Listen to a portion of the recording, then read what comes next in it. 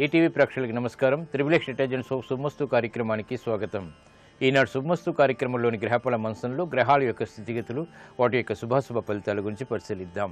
అలాగే ఈరోజు 12 రాశుల వారికి ఏ సంఖ్యలు కలిసి వస్తాయి, రంగుల యొక్క ప్రాధాన్యత, ఏ దేవతల్ని పూజించాలి, ముఖ్యంగా ఈరోజు 12 రాశుల వారు చేపట్టవలసినటువంటి కార్యక్రమాలు ఏమిటో పరిశీలిద్దాం.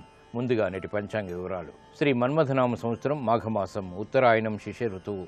ఈరోజు మాఘబహుళ చతుర్దశి. సామాన్య కార్యక్రమాలకి, పునఃప్రయత్నాలకి మాత్రమే పనికి వస్తుంది. అలాగే వారం జయవారం లేదా మంగళవారం. ఈరోజు కుజుడు యొక్క పరిపాలన పూర్తిగా ఉంటుంది. కుజుడు యొక్క స్థితి వృశ్చిక క్షేత్ర స్థితి, స్వక్షేత్ర స్థితి అయినప్పటికీ కూడా శనితో కలిసి ఉండటం వల్ల ఈరోజు చేపట్టేటువంటి కార్యక్రమాల్లో విఘ్నాల్ని కూడా చవిచూసేటువంటి అవకాశాలు ఉంటాయి. ఈరోజు చేసేటువంటి కందుల దానం, శ్రీ సుబ్రహ్మణ్య స్వామి యొక్క అభిషేకం, ఏకాదశ పూర్వక రుద్రాభిషేకం, అలాగే గోవుకి చేసేటువంటి సేవాది కార్యక్రమాలు కుజుడు ద్వారా ఏర్పడేటువంటి ప్రతికూలతని పోగొడుతుంది. ఈరోజు ఎర్రటి వస్త్రదానం కూడా కుజశాంతికి దోహదపడుతుంది. రుణ సంబంధిత పీడలు తొలగిపోతే గృహ సంబంధిత కార్యక్రమాల్లో ఆటంకాలు కూడా తొలగుతాయి. ఈరోజు నక్షత్రం శతభిషం నక్షత్రం. ఈ శతభిషం నక్షత్రంలో ఈరోజు పుట్టేటువంటి వారికి ఏ పాదంలో పుట్టినప్పటికీ కూడా దోషం లేదు, శుభప్రదం. అలాగే ఈరోజు శతభిషం నక్షత్రంలో పుట్టేటువంటి వారికి రాహు మహాదశతోటి ప్రారంభమవుతుంది. ఇక ఈరోజు 12 రాశుల వారికి ఏర్పడేటువంటి శుభాశుభ ఫలితాలను పరిశీలిద్దాం. ముందుగా మేషరాశి. ఈరోజు మేషరాశి వారిని పరిశీలించినట్లయితే ఆందోళనకర పరిస్థితులు ఆర్థికంగా ఉన్నప్పటికీ నెట్టుకు రాగలుగుతారు. సంబంధ బాంధవ్యాల విషయంలో ఏర్పడినటువంటి విభేదాలు కొనసాగుతాయి. చేపట్టేటువంటి కార్యక్రమాలపై శ్రద్ధ తగ్గుతుంది. నూతన కార్యక్రమాన్ని వేగవంతంగా ప్రారంభించలేకపోతారు. అనిశ్చిత పరిస్థితులు ఆర్థికంగా ఉన్నప్పటికీ ఆశాజనకమైనటువంటి వాతావరణం ఆర్థికంగా కొనసాగుతుంది. మిత్రులతో సంభాషణలు ఉపకరిస్తాయి. చేపట్టేటువంటి కార్యక్రమాలపై శ్రద్ధని పెంపొందింప చేసుకునేటువంటి ప్రయత్నాలు కూడా ఊరట కలిగిస్తాయి. పారిశ్రామిక రంగం వారికి శ్రద్ధతో కూడినటువంటి కార్యక్రమాలు తప్పనిసరి. వ్యాపార రంగం వారికి చేపట్టేటువంటి కార్యక్రమాల్లో ఆర్థిక వ్యవహారాల్లో జాగ్రత్తలు పాటించాలి. ఉద్యోగస్తులు శ్రద్ధతో కూడినటువంటి కార్యక్రమాల ద్వారా మాత్రమే విజయాలు సాధించగలుగుతారు. అనుకున్నవి సాధించేటువంటి ప్రయత్నాలు ఊరట కలిగిస్తాయి.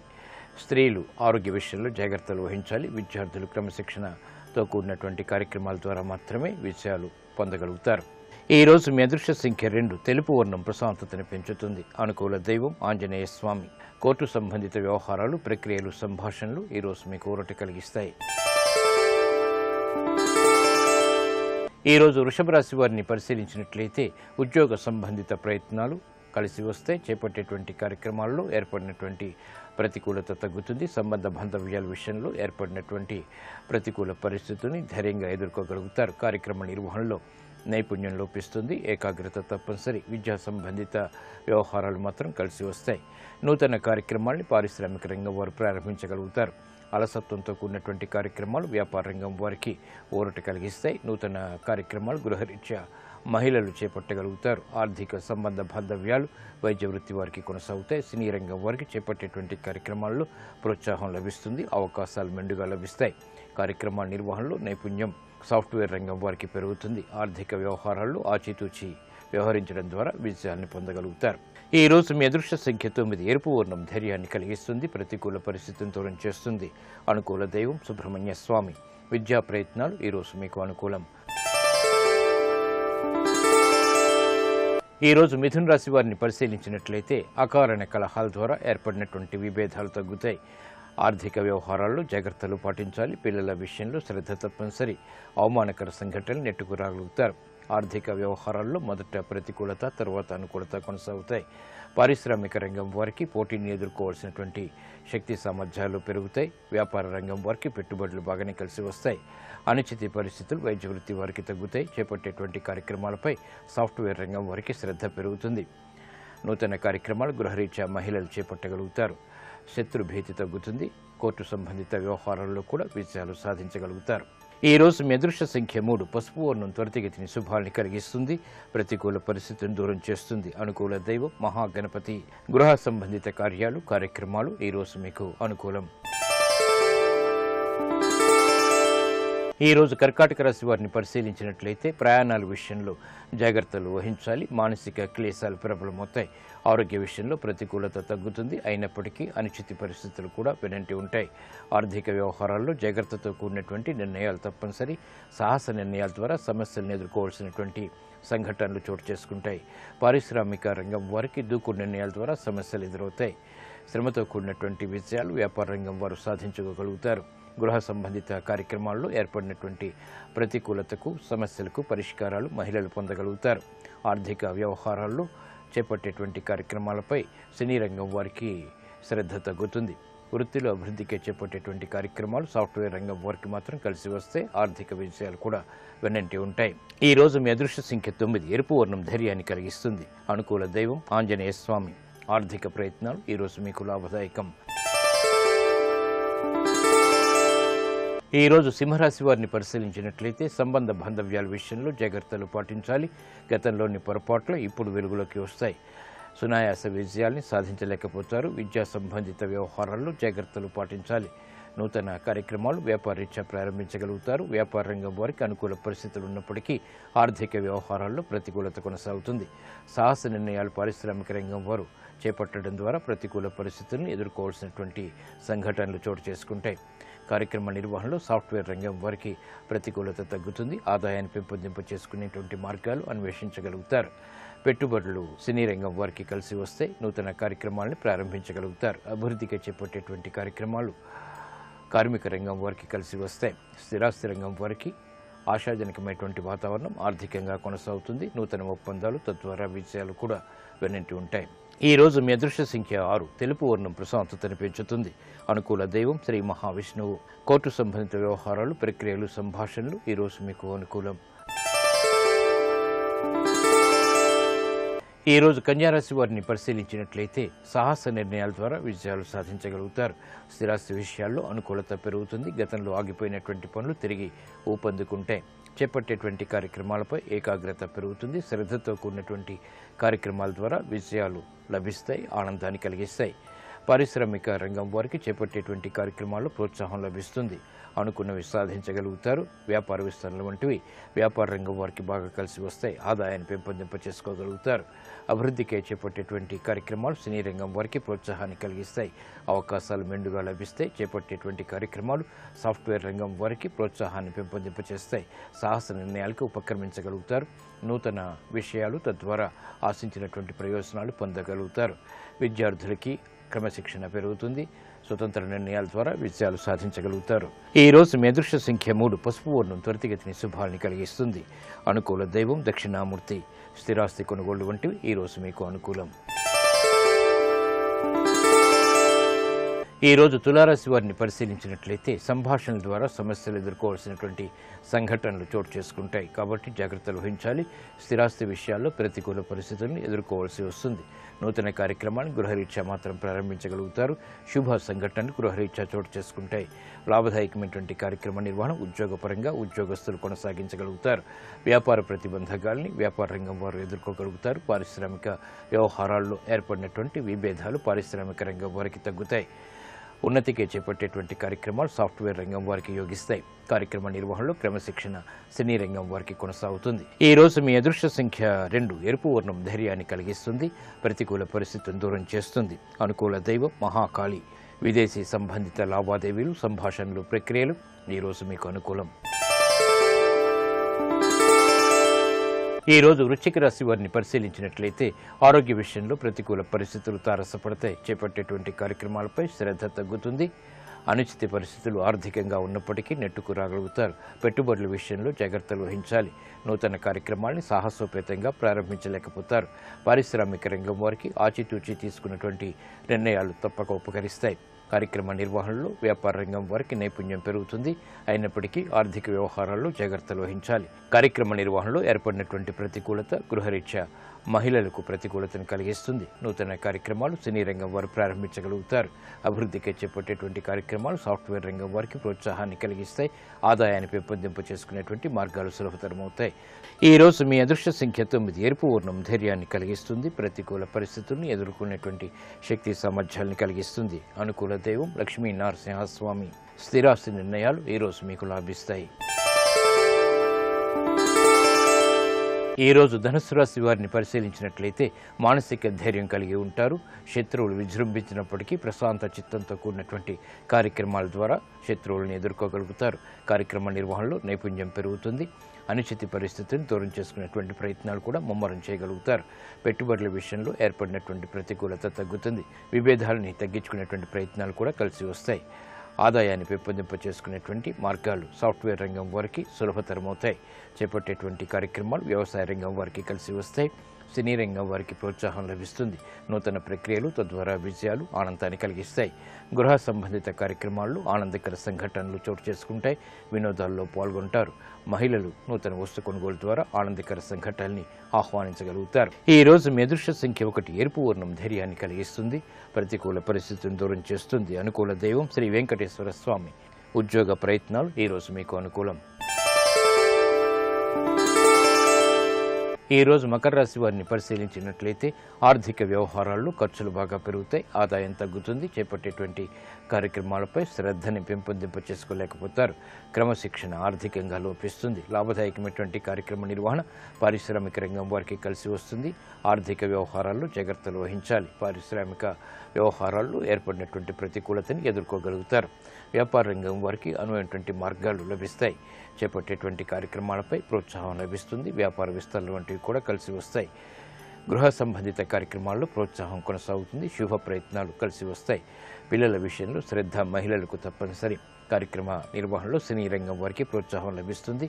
ఆటంకాలను ఎదుర్కోగలుగుతారు. ఈ రోజు మీ అదృష్ట సంఖ్య 6. తెలుపు వర్ణం ప్రశాంతతను పెంచుతుంది. అనుకూల దైవం శ్రీ మహావిష్ణువు. విదేశీ సంభాషణలు ఈ రోజు మీకు లాభిస్తాయి. ఈ రోజు కుంభరాశి వారిని పరిశీలించినట్లయితే క్రమశిక్షణతో కూడినటువంటి కార్యక్రమ నిర్వహణ రాజకీయ పరంగా కొనసాగించగలుగుతారు. ఆర్థిక అభివృద్ధికి చేపట్టేటువంటి కార్యక్రమాలు కలిసి వస్తాయి. సంబంధ బాంధవ్యాల్ని మెరుగుపరుచుకునేటువంటి ఆలోచనలు కలిసి వస్తాయి. చేపట్టేటువంటి కార్యక్రమాలపై ఏకాగ్రతని పెంపొందింప చేసుకోగలుగుతారు. విద్యా సంబంధిత వ్యవహారాల్లో విద్యార్థులు విజయాలను సాధించగలుగుతారు. సూక్ష్మతో కూడినటువంటి కార్యక్రమాలు తద్వారా విజయాలు చేతికందుతాయి. ఆనందాన్ని కలిగిస్తాయి. క్రీడారంగం వారికి ప్రోత్సాహం లభిస్తుంది. పేరు ప్రఖ్యాతులను పెంపొందింప చేసుకునేటువంటి అవకాశాలు దగ్గరవుతాయి. ఆర్థిక వ్యవహారాలు సాఫ్ట్వేర్ రంగం వారికి కొనసాగుతాయి. ఆనందాన్ని కలిగిస్తాయి. అభివృద్ధికి చేపట్టేటువంటి కార్యక్రమాలు మహిళలు ఆస్వాదించగలుగుతారు. గృహ విషయాల్లో అనుకూలత పెరుగుతుంది. శుభ ప్రయత్నాలు కలిసి వస్తాయి. ఆశించినటువంటి ప్రయోజనాలు సినీ రంగం వారికి కూడా దగ్గరవుతాయి. నూతన ప్రక్రియలు ఫలిస్తాయి. ప్రయత్నాలు ఫలిస్తాయి. ఈ రోజు మీ అదృష్ట సంఖ్య 5. ఆకుపచ్చ వర్ణం రక్షణకి దోహదపడుతుంది. ప్రతికూల పరిస్థితిని దూరం చేస్తుంది. అనుకూల దైవం ఆంజనేయ స్వామి. ఆర్థిక ప్రయత్నాలు లావాదేవీలు ఈ రోజు మీకు లాభదాయకం. ఈ రోజు మీనరాశి వారిని పరిశీలించినట్లయితే వ్యయం పెరుగుతుంది. ఆదాయం తగ్గుతుంది. కోర్టు సంబంధిత వ్యవహారాల్లో జాగ్రత్తలు పాటించాలి. పట్టుదలతో కూడినటువంటి కార్యక్రమాల ద్వారా సమస్యలను ఎదుర్కోవాల్సినటువంటి సంఘటనలు చోటు చేసుకుంటాయి కాబట్టి జాగ్రత్తలు వహించాలి. నమ్రత తప్పనిసరి. ఓర్పు సహనంతో మాత్రమే విజయాలు సిద్ధిస్తాయి. కార్మిక రంగం వారికి చేపట్టేటువంటి కార్యక్రమాల్లో ప్రతికూల పరిస్థితులు ఉన్నప్పటికీ అనుకూలంగా మరల్చుకోగలుగుతారు. వ్యవహారాల్లో చుక్కెదరు పరిస్థితుల్ని పారిశ్రామిక రంగం వారు ఎదుర్కోవాల్సినటువంటి ఆవశ్యకత ఉంటుంది. వ్యాపార రంగం వారికి వ్యయం పెరుగుతుంది. ఆదాయాన్ని పెంపొందింప చేసుకోలేకపోతారు. క్రమశిక్షణతో కూడినటువంటి కార్యక్రమాల ద్వారా సినీ రంగం వారికి విజయాలు సిద్ధించినప్పటికీ ఆర్థిక అనిశ్చితి కూడా వెన్నంటి ఉంటుంది, కొనసాగుతుంది. చేపట్టేటువంటి కార్యక్రమాలు మహిళలకు సత్ఫలితాన్ని కలిగిస్తాయి. అభివృద్ధికి చేపట్టేటువంటి కార్యక్రమాల్లో సాఫ్ట్వేర్ రంగం వారికి ఆదాయం కలిసి వస్తుంది. అయినప్పటికీ వ్యయం కూడా వెన్నంటి ఉంటుంది.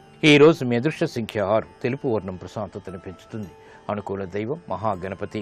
ఆర్థిక ప్రయత్నాలు ఈ రోజు మీకు ఊరట కలిగిస్తాయి.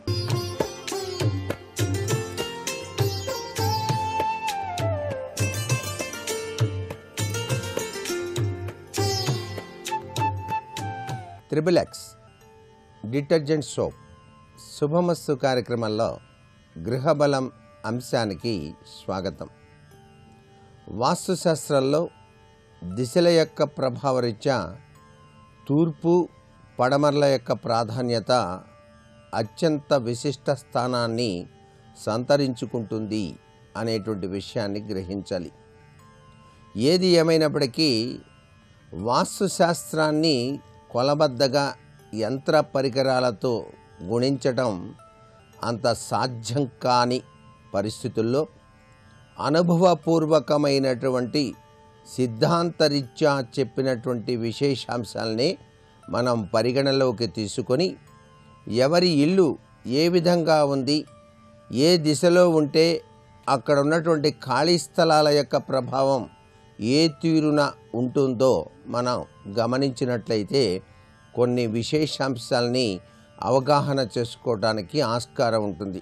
అందుకనే వాస్తు సిద్ధాంతం అనేది అనుభవపూర్వకమైనటువంటి ప్రభావానికి తప్పనిసరిగా తెలుసుకోవడానికి ఉపకరిస్తుంది అని చెప్పేసి భావించవచ్చు. అందుచేత వాస్తుశాస్త్రంలో పడమర, తూర్పు దిశల యొక్క ప్రాధాన్యత శైలిని గురించి ప్రతి ఒక్కరూ కూడా అర్థం చేసుకోవాలి. ఈ దిశలు రెండూ కూడాను చాలా విశిష్టంగా చెప్తాం. తూర్పు దిశ అనగానే మనకు గుర్తుకొచ్చేది సూర్య భగవానుడు ఉదయించేటువంటి అద్భుతవంతమైనటువంటి దిశ.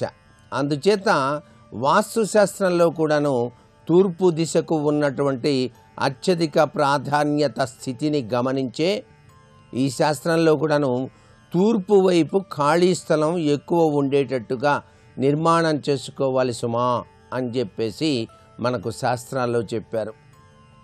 వాస్తుశాస్త్రంలో సూర్యశక్తి యొక్క ప్రభావాన్ని అంచనా వేస్తూనే ఈ దిశ యొక్క ఉత్తమోత్తమైనటువంటి ప్రభావరీత్యా ఒక గృహాన్ని కట్టినప్పుడు ఆ గృహంలో తూర్పు, ఉత్తర దిశలు ఖాళీ స్థలం ఉండేటట్టుగా ఎవరైతే గృహం కట్టుకుంటారో వారి గృహంలో మగపిల్లలు చాలా అభివృద్ధి పదంలోకి పయనిస్తారు అని చెప్పేసి శాస్త్రం చెబుతోంది. అలా కుదరని పక్షంలో తూర్పు వైపు ఖాళీ లేకుండా, ఉత్తరం వైపు ఖాళీ లేకుండా పక్క ఇంటి వాళ్ళ యొక్క ప్రభావరీత్యా వాళ్ళు అత్యధికంగా ఖాళీ స్థలం ఉంచుకొని నిర్మాణం చేసినప్పుడు ఈ రెండింటిని ఇంటి యొక్క నిర్మాణ పరిస్థితుల్లో వారి యొక్క అభివృద్ధికరమైన పరిస్థితులను అంచనా వేసినప్పుడు మీకే అవగాహన అవుతుంది. ఎవరు ఉన్నతమైనటువంటి స్థితిలో ఉన్నారు, ఎవరి పిల్లలు ఎంత గొప్పగా అభివృద్ధిలోకి వచ్చారు అనేటువంటి విషయాన్ని గ్రహించవచ్చు. అసలు సిసలైన సారాంశం ఏమిటంటే తూర్పు దిశలో మీరు ఇల్లు నిర్మాణం చేసినప్పుడు ఖాళీ స్థలం ఉండేటట్టుగా నిర్మాణం చేసుకోవడం ఉత్తమోత్తమైన వాస్తు సిద్ధాంత పద్ధతి అని చెప్పేసి గ్రహించాలి. అందుచేతనే శుభ పరిణామాల దృష్ట్యా తూర్పు దిక్కున ఎక్కువ గనక ఖాళీ స్థలం గనక ఉంచినట్లయితే వంశవృద్ధి, ధనవృద్ధితో పాటుగా మగపిల్లలందరూ ప్రయోజకులవుతారు.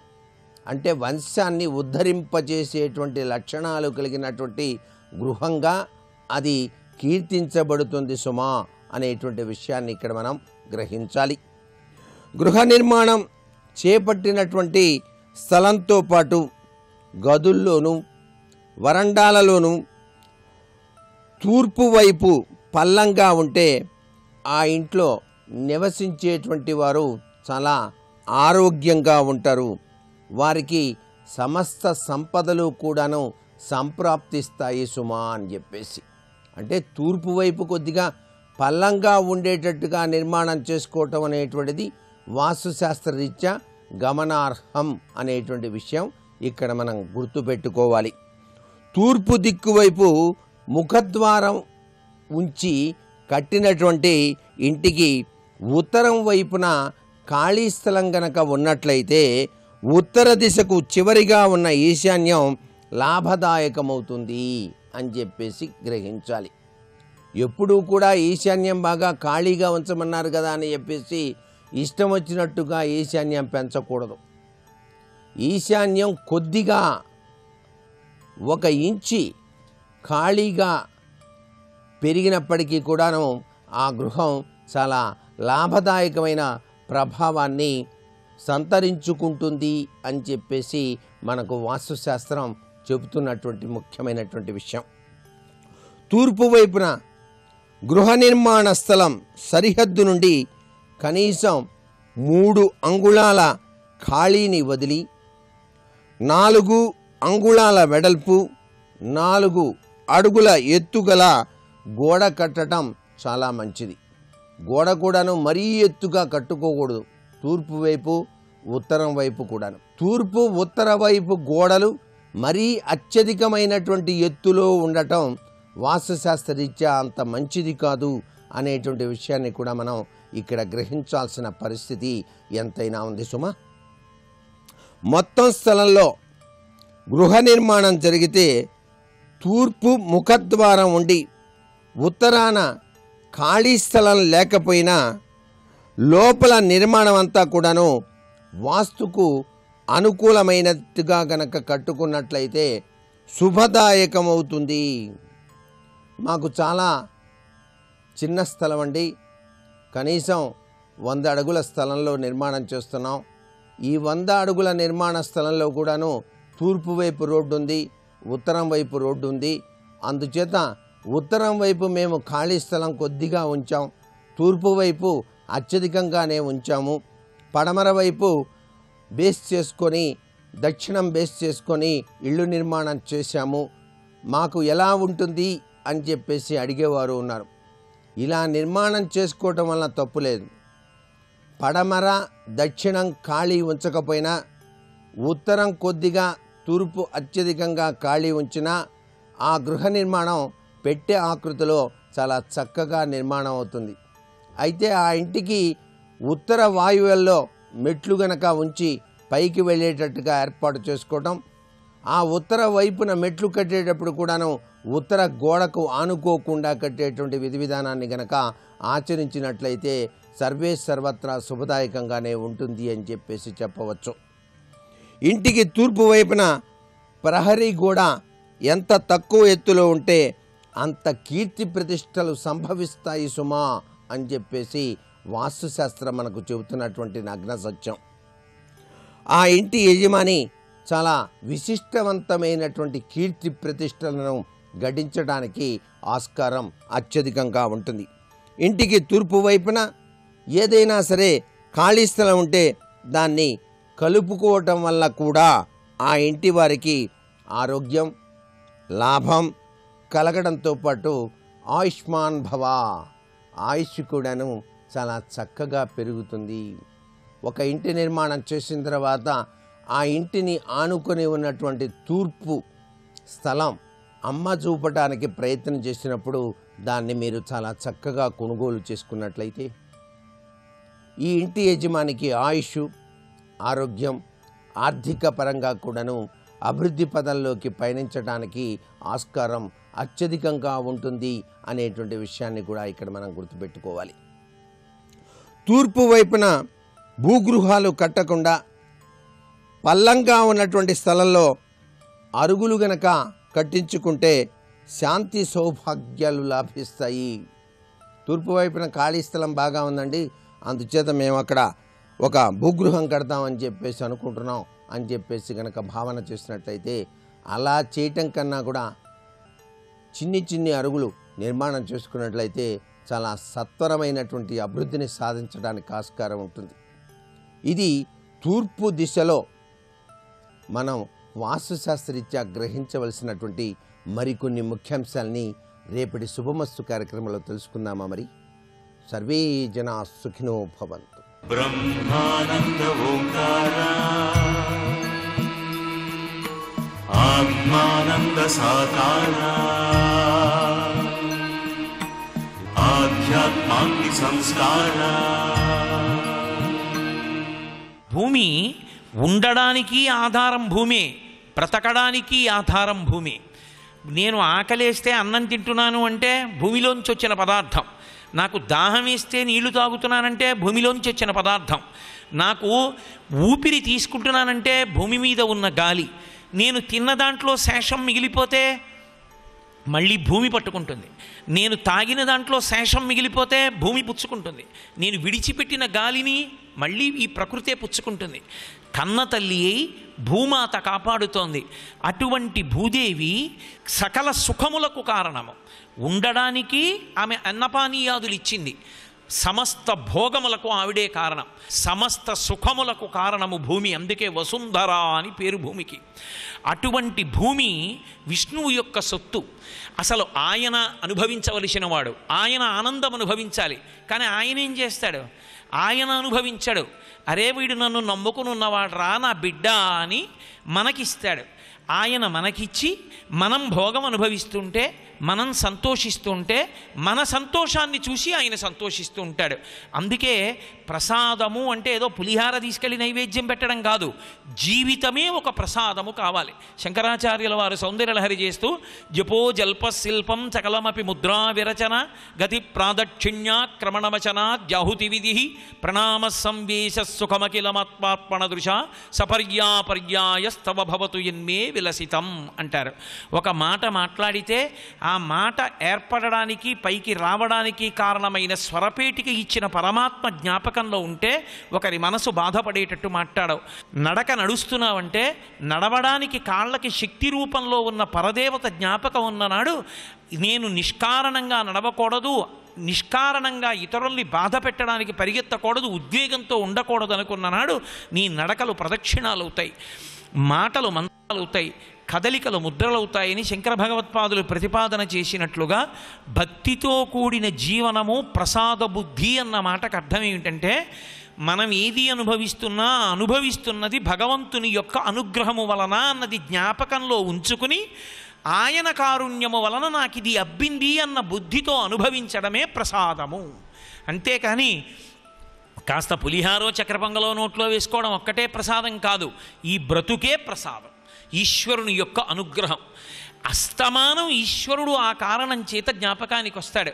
ఎందుకు జ్ఞాపకానికి రావాలి అంటే గుర్తు తెచ్చుకుంటే జ్ఞాపకానికి రావడం కాదు, ఆయన జ్ఞాపకం రాకుండా ఉండడం సాధ్యం కాదు కనుక. అది ప్రహ్లాదుడంటే. పానీయంబులు త్రాగుచున్ కొడుచుచున్ భాషించుచున్ హాసలీలా నిద్రాదులు చేయుచున్ తిరుగుచున్ లక్షించుచున్ సంతత శ్రీనారాయణ పాద పద్మజుగళీ చింతామృతాస్వాద సంధానుండై మరచన్ సురాయుసుతుడే తద్విశ్యమున్ భూవరా అంటారు పోతన గారు. మంచినీళ్లు తాగుతుంటే పైన ఉన్నటువంటివన్నీ లెక్క కట్టుకుంటాను. ట్యాంకులో ఇన్ని నీళ్లున్నాయి, జేబులో ఇంత డబ్బు ఉంది, మెళ్ళలో ఇన్ని గొలుసులున్నాయి, నేను ఇంత చదువుకున్నాను, నాకు వచ్చే నెల ఇంత జీతం వస్తుంది, ఇన్ని లెక్కలు కడతాను.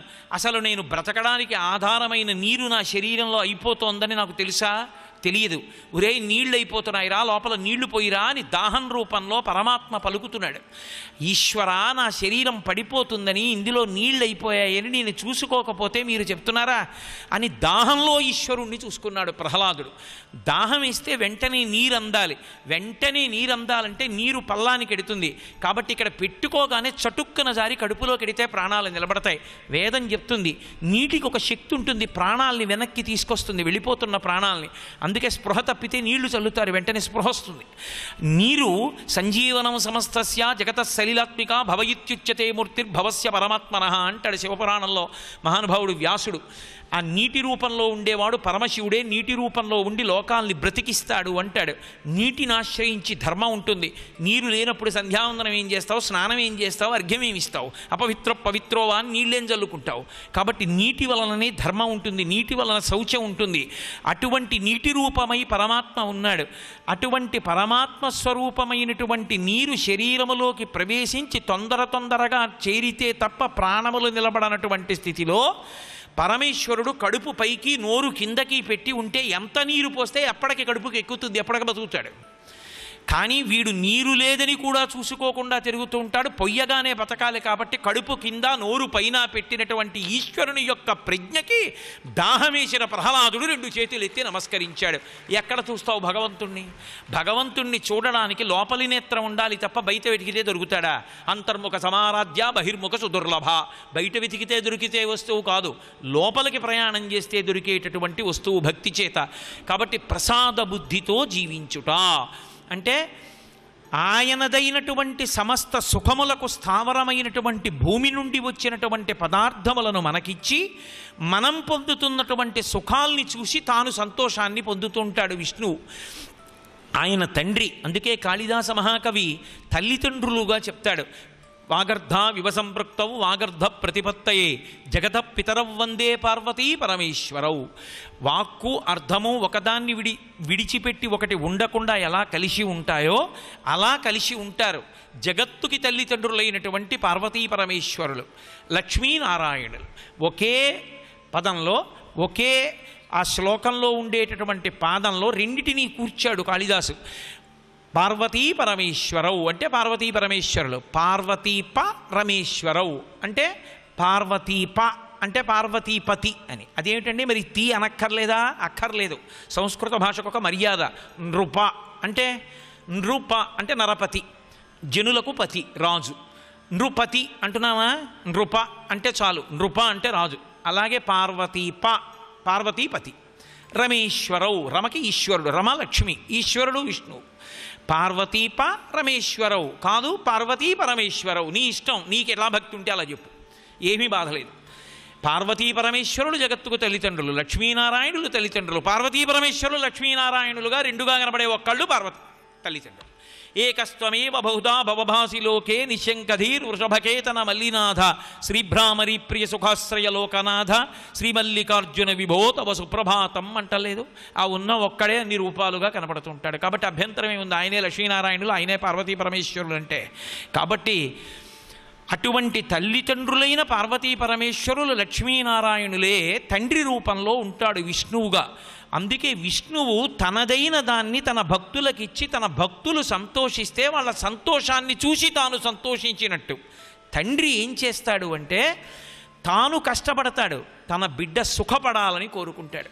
తాను ఎంత శ్రమ పడతాడో, శ్రమపడి తెచ్చినది తానొక్కడు అనుభవించాడు.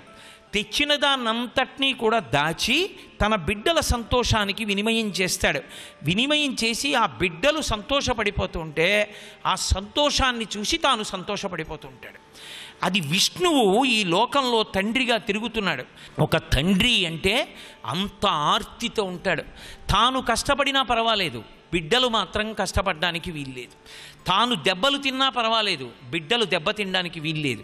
తాను ఏది పొందలేకపోయాడో, తాను ఏ సుఖాలు అనుభవించలేకపోయాడో అవి తన బిడ్డడు అనుభవిస్తే తండ్రి పరవశించిపోతాడు. అందుకే విష్ణువే ఈ లోకంలో తండ్రి రూపంలో ఉంటాడు. అందుకే మీరు చూడండి, రామాయణాది కావ్యములను పరిశీలనం చేసినప్పుడు దశరథ మహారాజు గారి జీవితాన్ని దృష్టిలో పెట్టుకుని ఒక తండ్రితనాన్ని పరిశీలనం చెయ్యకుండా దశరథుడి పట్ల ఏదో మేము అద్భుత వ్యాఖ్యలు చేస్తున్నామనుకని చాలా తేలిక మాటలు మాట్లాడడం దారుణమైనటువంటి విషయం. దశరథుడి యొక్క తండ్రితనం అటువంటిది. రామాయణం వేదోపబృంహణం, యథార్థాన్ని ఆవిష్కరిస్తున్నది. రామాయణం కాల్పనిక గాథ కాదు, అది యథార్థముగా జరిగిన కథ. ఒక కొడుకు పట్ల తండ్రి యొక్క ఆర్తి ఎలా ఉంటుందో ఆవిష్కరించింది రామాయణం. దశరథ మహారాజు గారు రామచంద్రమూర్తికి పట్టాభిషేకం చెయ్యాలనుకున్నాడు. ఇయం చైత్ర శ్రీమాన్ ఇయం మాస పుణ్య పుష్పితకానన యవ్వరాజ్యాయ రామస్య సర్వం మే ఉపకల్ప్యతాం అన్నాడు. చైత్రమాసం, అరణ్యాలన్నీ పుష్పించి ఉంటాయి, శుభప్రదమైన నెల. నా కొడుకు రామచంద్రమూర్తికి పట్టాభిషేకం చేస్తానన్నాడు. అందరూ అంగీకరించారు. తెల్లవారితే పట్టాభిషేకం. రాత్రి సంతోషంగా వార్త కైకమ్మకి చెప్పడానికి వెళ్ళాడు. నవపంచ వర్షాణి దండకారణ్యమాశ్రిత చీరాజన జటాధారీ రామో భవతు తాపస అభిషేక సమారంభో రాఘవస్యోపకల్ప్యతాం అనేనైవాభిషేకేన భరతోమభిషిచ్యతాం. 2 వరాలు అడిగింది. 14 సంవత్సరముల రాముడు అరణ్యవాసానికి వెళ్ళిపోవాలి. నారచీర కట్టుకుని వెళ్ళిపోవాలి, పాదుకలు ఉండకూడదు, జటాజూటంతో వెళ్ళాలి. ఇదే ముహూర్తానికి భరతుడికి పట్టాభిషేకం అవ్వాలి. దశరథ మహారాజు గారు మీరు అయోధ్యకాండ చదివితే ఎన్ని మాటలు స్పృహ తప్పి కింద పడిపోయాడు. అసలు ఎన్ని మాటలు ధారగా ఏడిచ్చాడు. రాముడు అరణ్యవాసానికి బయలుదేరి గంగా తీరంలో గుహుడి దగ్గరికి వెళ్ళినప్పుడు పళ్ళు తీసుకొచ్చి పెట్టి రామా తిను అంటే కొడుకుగా రాముడు చెప్పుకుంటాడు. ఏమని తినమంటావు? నాకు మా నాన్నగారు గుర్తొస్తున్నారు. మహానుభావుడు, అంతటి మహారాజు. నేను అరణ్యవాసానికి వెళ్ళిపోతున్నానని, 14 ఏళ్ళు కనపడనని, నేను ఇలా బయటికి పరిగెత్తకూడదు అన్న విషయం కూడా మరిచిపోయి పైన వేసుకున్నటువంటి ఉత్తరీయం జారి కింద పడిపోతుంటే 60,000 సంవత్సరముల వయసున్న వృద్ధుడు నన్ను చూడకుండా ఉండలేక రథం వెళ్ళిపోతుంటే రథం వెంట తాను పరిగెత్తలేనని తెలిసి కూడా ఇంకొక్కసారి కనపడతానేమోనని రామా రామా అంటూ 2 చేతులెత్తి పరిగెత్తుకొస్తుంటే ఆ కాళ్ళు తడబడి నేల మీద అడ్డంగా పడిపోయి స్పృహ తప్పిపోయాడు. నేనది చూశాను. నాకు మా తండ్రి జ్ఞాపకానికి వస్తున్నాడు. ఈ రాత్రి మా తండ్రి అన్నం ముట్టడు. ఎంత ఏడిచి ఉంటాడో, ఆయన కళ్ళు ఎంత బడలిపోయి ఉంటాయో, ఎంత నిప్పెట్టాయో, ఎంత బాధపడుతున్నాడో నా కోసం. అసలు ఈ రాత్రి గడుస్తుందా? మా నాన్నగారు బ్రతుకుతారా? మా నాన్నగారు గుర్తొచ్చి నేను పళ్ళు తిననా? నీళ్లు తాగనా? నాకొద్దు, ఆచమనం చేస్తానని పరమధర్మాత్ముడు కనుక ఆచమనం చేసి పడుకున్నాడు రాముడు. అది తండ్రి అంటే. ఏ తండ్రి అయినా అంతే. దశరథ మహారాజే ఏ తండ్రి అయినా కొడుకు కోసం అంత వెంపర్లాడిపోతాడు. ఆఖరికి దశరథ మహారాజు గారు ఏ స్థితికి వెళ్ళిపోయాడంటే, రాముడు వెళ్ళిపోతుంటే రాముణ్ణి పిలిచాడు. రామా, నేను నిన్ను పంపట్లేదు, నిన్ను పంపాలని అనుకోలేదు, నిన్ను విడిచిపెట్టి నేను ఉండలేను రామా. కానీ మీ అమ్మ కైక నన్ను నిగ్రహించింది, నేను నిన్ను ఒక్క ప్రార్థన చేస్తాను, ఆ ప్రార్థన మన్నించని అడిగాడు. ఏంటి చెప్పండి నాన్నగారు, తప్పకుండా చేస్తాను, మీ సంతోషం కన్నా నాకు ఇంకేమీ అక్కర్లేదు, మీకేం కావాలి చెప్పండి, చేస్తాను అన్నాడు రాముడు. అంటే దశరథ మహారాజు అన్నాడు, నాదొక్కటే కోరిక. ఏమి అంటే, ఈ అయోధ్య, ఈ సామ్రాజ్యము నీకే చెందుతాయి. అహం రాఘవ కైకయ్యా వరదానేన మోహిత అయోధ్యాయా త్వమేవాద్య భవరాజ్యా నిగృహ్యమాం అన్నాడు. నీకు చెందిన రాజ్యాన్ని నేనెవరిని? అయినా రాత్రి 2 వరాలనేటటువంటి బంధనములతో కట్టేసింది మీ అమ్మ. నువ్వొక్క పని చెయ్యి, 60,000 సంవత్సరాల వృద్ధుడివి, నీ తాత సొమ్మ అని అడుగు నన్ను. నువ్వెవరివి రాజ్యం ఇవ్వడానికి? నువ్వివ్వడానికి నీకు అధికారం లేదు. ఇక్ష్వాకు వంశంలో పెద్ద కొడుక్కి రాజ్యం వస్తుంది. ధర్మం తప్పితే రాజ్యాధికారం తీసేయాలి. నేను ఏ ధర్మం తప్పానని తీసేశావు? యవ్వనంలో ఉన్న భార్య కైకని పొంది ఆమె కొరకు నాకు రాజ్యాధికారం తీసేస్తావా? నువ్వెవరివి తీయడానికని నాతో యుద్ధం చేయి, నా మీద బాణాలువి. పెద్దవాడిని యుద్ధం చేయలేను, పడిపోతాను. నా కాళ్ళు చేతులు కట్టేయి, కారాగారంలో పడేసి నువ్వు ఇటు తిరుగుతుండు. నాకు రాజ్యం అక్కర్లేదు, కారాగారంలో ఉండి నువ్వు పెట్టిన అన్నం తింటూ నువ్వు అలా వెడుతుంటే నిన్ను చూసుకొని బతికేస్తాను రామా. నువ్వు వెళ్ళిపోతే చచ్చిపోతాను, కారాగారంలో పడయి. నా ప్రతిజ్ఞ చెల్లిపోయిందిగా, రాజ్యం ఇచ్చేశాను. నువ్వు ఒప్పుకోలేదు. రాజ్యం క్షాత్రభౌజ్యం, నువ్వు వీరుడవై నన్ను గెలిచి రాజ్యం అనుభవించు, వెళ్ళిపోక అరణ్యానికి అన్నాడు. అంటే తాను కారాగారానికి వెళ్ళిపోయినా పర్వాలేదు, రాముడు మాత్రం సింహాసనం మీద కూర్చోవాలి, రాముడు కష్టపడకూడదు. నిజంగా అయోధ్యకాండ చదివితే ఎంత దారుణంగా ఉంటుందంటే, దశరథ మహారాజు గారు పడినటువంటి బాధ చదివితే అయ్య బాబోయ్, మహానుభావుడు ఇంత కష్టపడ్డాడా అనిపిస్తుంది. ఆ కొడుకు కోసం వెంపర్లాడి ఆఖరికి కౌసల్యాదేవి కూడా బడలిపోయి నిద్రపోతే ఏడ్చి ఆ కన్నులు కనపడ్డం ఆగిపోయి, నేత్రములకు దృష్టి పోతే ఆ రాత్రి లేచి కూర్చుని తాను ఒకనాడు శ్రావణ కుమారుడి యొక్క పితృభక్తిని జ్ఞాపకానికి తెచ్చుకుని తెలియక బాణం వేసి కొట్టాను, ఆనాడు నన్ను శపించాడు, ఆ శాపం అనుభవంలోకి వచ్చింది. హా కుమారా అంటూ నువ్వు ప్రాణం విడిచిపెడతావు, కొడుకుని వదలడం ఎంత కష్టమో నీకు అర్థమవుతుందన్నాడు కౌసల్య. నాకప్పుడు తెలియలేదు, ఇప్పుడు తెలుస్తోంది కొడుకుని వదలడం అంటే ఏమిటో. కాబట్టి ఇక నేను ఉండను. 14 ఏళ్ల తర్వాత రాముడు తిరిగి వస్తున్నప్పుడు స్వాగతం పలుకడానికి చూసిన వాళ్ళెవరో ధన్యులు. నేను ఉండను, వెళ్ళిపోతున్నానని పెద్ద పెద్ద కేకలు వేసి పడిపోయాడు. పాపం ఎవ్వరూ వినలేదు, వెళ్ళిపోయాడు. తెల్లవారి నిద్ర లేచిన తర్వాత సుప్రభాత పఠనం చేశారు. లేవలేదు, కదలలేదు. కదిపి చూశారు, దశరథ మహారాజు గారు శరీరాన్ని విడిచిపెట్టేశాడు అన్నారు. కొడుకు వెళ్ళిపోయాడు అరణ్యవాసానికి, 14 ఏళ్ళు కనపడడన్న భావన, నా వలననే కొడుకింత కష్టపడ్డాడన్న భావన, ఇంతమంది శత్రువుల్ని గెలిచినటువంటి దశరథ మహారాజు, ఇంతటి తేజోవంతుడైన దశరథ మహారాజు, ఏ అనారోగ్యం లేని దశరథ మహారాజు ఒక రాత్రి బతకలేక శరీరం వదిలిపెట్టేశాడు. అంటే అసలు తండ్రి నా వలన కొడుకు కష్టం అనుభవిస్తున్నాడన్న భావన వస్తే తాను నిలబడలేడు. అంటే తండ్రి ప్రేమ ఎటువంటిదో, తండ్రి ఎంతటి విష్ణుస్వరూపుడై ఉంటాడో, తండ్రి ఎంత ఆర్తితో ఉంటాడో అర్థం చేసుకోవచ్చు. తండ్రి భగవంతుణ్ణి ప్రార్థించి కుమారుడికి ఎంతటి అభ్యుదయమైనా కల్పిస్తాడు. మీకు దానికి ఉదాహరణ ముత్తుస్వామి దీక్షితర్ వారి తండ్రి గారు. ముత్తుస్వామి దీక్షితర్ గారి తండ్రి గారు రామస్వామి దీక్షితర్ వారని, వారి భార్య గారి పేరు సుబ్బమ్మ గారు. పెళ్ళైన 40 సంవత్సరములు సంతానం లేదు. ఒక్కొక్కసారి వివాహమైన తర్వాత చాలా కాలం సంతానం కలగకపోతే భగవంతుని యందు విశేషమైనటువంటి నమ్మకాన్ని ఉంచుకుని చేసినటువంటి అనేకమైన పుణ్యకర్మల ఫలితంగా కలిగినటువంటి సంతానం మహోత్కృష్టమైనదవుతుంది. భగవంతుడు చాలా గొప్పవాణ్ణి సంతానంగా ఇవ్వాలనుకున్నప్పుడు బహుశः ఆలస్యం చేస్తుంటాడేమో. మహాత్ముల జననమునందటువంటి ఆలస్యమైంది. శంకర భగవత్పాదుల జననంలో ఆలస్యం జరగల, అందుకే అంతటి మహాత్ములు జన్మించారు. త్రిశూర్లో ఆర్యాంబ శివగురువు చేసినటువంటి ఆ భజన యొక్క ఫలితంగా పరమశివుడు దర్శనమిచ్చి శంకర భగవత్పాదులుగా వచ్చాడు. కాబట్టి వాళ్ళిద్దరూ కూడా వైద్యనాథీశ్వరాలయానికి వెళ్ళి అక్కడ ఉన్నటువంటి ముత్తుకుమారస్వామి, బాలాంబిక అనబడేటటువంటి దైవస్వరూపాలని ఆరాధన చేశారు. వాళ్ళది సుబ్రహ్మణ్యుడు బాలాంబ అనుగ్రహించినటువంటి కారణం చేత జన్మించినటువంటి 3 కుమారులు. పెద్దవాడికి ముద్దుస్వామి అని పేరు పెట్టుకున్నారు. తర్వాతి కాలంలో ఆయనే ముత్తుస్వామి అని పేరైంది. పెద్దవారు ముద్దుస్వామి, రెండవ వారు చిన్నస్వామి, మూడవ వారు బాలస్వామి, ఆఖరణ పుట్టినటువంటి ఆడపిల్లకి బాలాంబ అని పేరు పెట్టుకున్నారు. చిన్నస్వామికి చిన్నతనంలోనే కొంతకాలం అయిన తర్వాత దృష్టి పోయింది. ఆయన పుట్టినప్పుడు దృష్టి ఉంది, చక్కగా అన్నీ కనపడేవి. కొంతకాలం అయిన తర్వాత పిల్లవాడికి దృష్టి పోయింది, ఏమీ కనపడేది కాదు. తండ్రి గారు ఆ పిల్లవాడిని తీసుకుని వెంకటాచలాన్ని చేరుకున్నారు.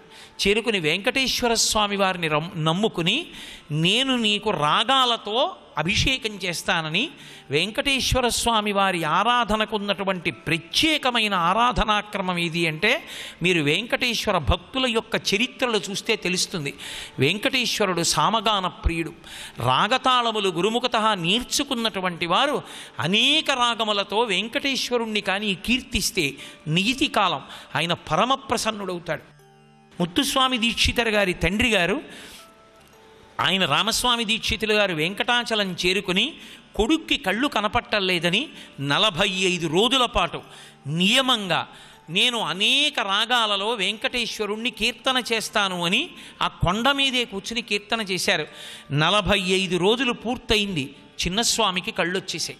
అందుకే ఇప్పటికీ వెంకటేశ్వర స్వామి వారికి జరిగేటటువంటి అర్చనలో ఆయన నామాలు వాడినప్పుడు నేత్రహీన క్షీణదాయినే నమః అని, అక్షిదాయినే నమః అని, నేత్రహీనుడైనటువంటి వాడికి అక్షిని ఇచ్చినటువంటి వాడివి, నేత్రహీనాక్షిదాయినే నమో నమః, నేత్రములు లేని వాడికి మళ్ళీ కన్నులు ఇచ్చినవాడా అని ఒక పేరుతో తులసి వేస్తూ ఉంటారు.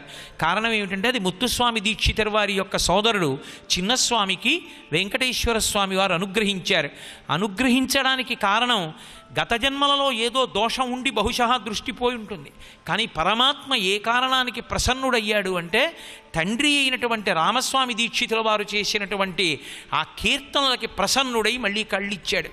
అంటే ఒక తండ్రి కొడుకు కోసం తనకున్నటువంటి సంగీత విద్యతో భగవంతుణ్ణి ఆరాధించి నేత్రములు తెచ్చుకున్నాడు.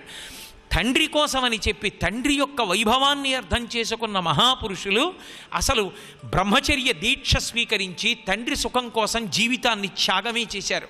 మహాభారతంలో భీష్మాచార్యుల వారు భీష్మ అని పేరు పొందడానికి కారణం అదే. శంతన మహారాజు గారు సత్యవతీదేవిని వివాహం చేసుకుంటానని కోరుకుంటే ఆమెని తండ్రికిచ్చి వివాహం చేస్తే భీష్ముడికి కలిగినటువంటి సంతానం రేపొద్దున్న సింహాసనాన్ని ఆక్రమిస్తుందేమోనని ఆ సత్యవతీదేవి యొక్క తండ్రి దాశరాజు అనుమానపడితే, భీష్ముని ముందు సవతి బిడ్డలు నిలబడలేరని అనుమానపడితే, రాజ్యం రాదేమో సత్యవతీదేవి బిడ్డలకని అనుమానపడితే, 3 సమస్యలకి పరిష్కారంగా అసలు నేను వివాహమే చేసుకోనని భీష్ముడు ఆజన్మ బ్రహ్మచారిగా నిలబడిపోయి తండ్రి ప్రీతి పొందడానికి నా జీవితాన్ని త్యాగం చేసి బ్రహ్మచర్యంతో ఉండిపోతే నాకు దోషం రాదు, తండ్రి ప్రీతి కొరకు ఉండిపోయాను కనుక నాకు మళ్ళీ అనేకమైనటువంటి లోకములు లభిస్తాయని నిర్ధారణ చేసి భీష్మ ప్రతిజ్ఞ చేసి బ్రహ్మచారిగా ఉండి సంతానం కూడా కలగకుండా మహానుభావుడు వెళ్ళిపోతే, ఇప్పటికీ భీష్మాష్టమికి ఒక ప్రత్యేకత ఉంది. ఏ తిథి నాడు భీష్మాచార్యుల వారు శరీరం విడిచిపెట్టేశారో ఆ తిథి నాడు సంతానం లేనటువంటి వారు ఎంత ఇక్కట్టులో ఉన్నవారైనా సరే కన్న తండ్రి శరీరం విడిచిపెడితే ఎలా తద్దినం పెడతారో అలా ఆ రోజున భీష్మాచార్యుల వారికి తద్దినం పెట్టి నియమాన్ని పాటిస్తే వాళ్ళకి పరమోత్కృష్టమైనటువంటి కుమారుడు లభిస్తాడు అని. కాబట్టి భీష్ముడే మహానుభావుడు, ప్రాతస్మరణీయుడు, విష్ణు సహస్రనామ స్తోత్రాన్ని లోకానికి అందించినటువంటి వాడు. తండ్రి యొక్క వైభవం ఏమిటో గుర్తిరిగి భీష్ముడు ప్రతిజ్ఞ చేసి తండ్రి కోసం ఆజన్మ బ్రహ్మచారిగా నిలబడిపోయాడు. ఎంతటి మహానుభావుడైనా, ఎంతటి ధర్మవేత్త అయినా, ఎంతటి ఆచార్యుడైనా, ఎంతటి పరాక్రమం ఉన్నటువంటి వాడైనా, అంతటి ద్రోణాచార్యుల వారు ఆయన చేతిలో ఆయుధం ఉన్నంతసేపు ఆయనని నిగ్రహించగలిగినటువంటి వాడు లేడు. సాక్షాత్తు అర్జునుడే ఎదుర్కొంటా నిలబడ్డా ద్రోణుడి చేతిలో ఆయుధం ఉన్నదా, ఆయనని నిగ్రహించగలిగిన వాళ్ళు లేరు. అటువంటి వాడు, అటువంటి ద్రోణాచార్యుల వారు ఏ ఒక్క మాటకి పడిపోయాడంటే, ఇంత చేత్తో పట్టుకున్న వాణ్ణి చంపడానికి కారణజన్ముడై వచ్చినటువంటి దృష్టజుమ్నుడు ఎదురుగుండా ఉన్నా సరే చంపడం కుదరదు. ఆయన చేతిలో ఆయుధం ఉంది. ఆయన చేతిలో ఆయుధం ఉంటే వరపుత్రుడైనా దృష్టజుమ్నుడు చంపలేడు. నిలబడవలసిందే ఏనుగు మీద. ఎప్పుడు చంపగలడు? ఆయనంతటా ఆయన చేతిలో ఉన్న ఆయుధాలు విడిచిపెడితేనే చంపగలడు.